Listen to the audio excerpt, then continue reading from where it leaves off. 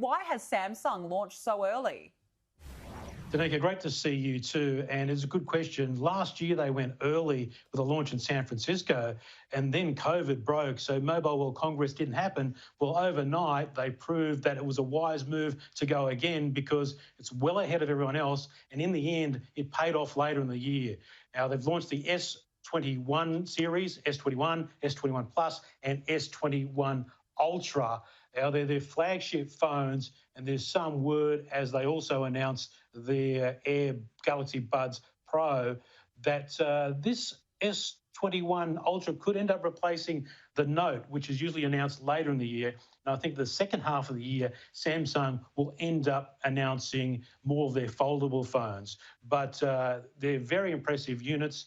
You can order them now. In fact, you can get the Buds right now. But I might just show you here live in the studio that I've actually got one of the units. So one of the few people have got hold of one of these already and had a play with it. Have a look at the back there. You can see the massive camera array, 4 cameras there, 3 times and a 10 times optical zoom. It does 100 times, Danica, in terms of zoom. I wouldn't be using that, but it's impressive in terms of its firepower with the camera, and also it's got a better processor, heaps of other stuff. For the top one here, this one right here, $21.49, but you can get it for $18.49. The cheapest one is $12.49, and the Buds themselves are $3.50.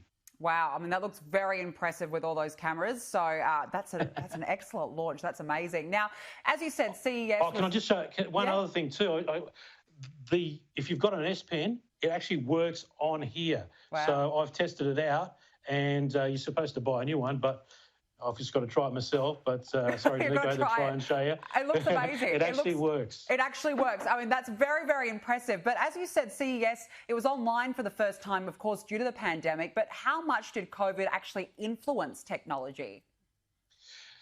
It did immensely, because wherever you look, there was some sort of tie into COVID, and rapidly technology is trying to get on top of it. So we saw lots of mask technology. We saw some masks that are just never going to happen. They're sort of like vaporware. And what I mean by that is stuff that gets advertised but never happens. But we saw LG, they were pushing their masks. They look pretty cool. Touchless water basins and things like that. You can talk to the shower. It's from Kohler, that you can talk to it and tell it to come on. And also the toilet, where you don't have to touch the handle. You can build all these things in. And this way, you're not touching anything, even the toilet as well. Wow. So all those sorts of things, UV, we know UV light in a certain band kills off the coronavirus. So this is very important that tech gets on board. And it was a huge component, massive component. And that's why it went online in the first place. And I've got to say, it was a pretty big success. That's amazing. And I like the fact that you don't have to touch, the toilet. And I think that's good for hygiene in this era of COVID. Now, what were the other standout categories, Juro? Well, I've got a few things, but the big thing for me was artificial intelligence. And we touched on it last week, Danica, but AI was in everything. From robots that Samsung were pushing that will help you around the home. You can't buy this one yet, but the AI knows when it's touching a flower as opposed to dirty dishes. There's things like Caterpillar were there, remote work sites, big trucks working on their own. I mean, these weigh a lot of tonnage, and the thing is they're working on their own.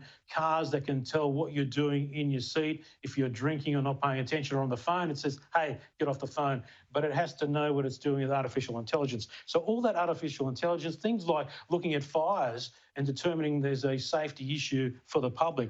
And I think the other thing that we'll see on top of medical things, we can look at your feet, get the right pair of shoes, what sort of issues are going on, but exoskeletons as well.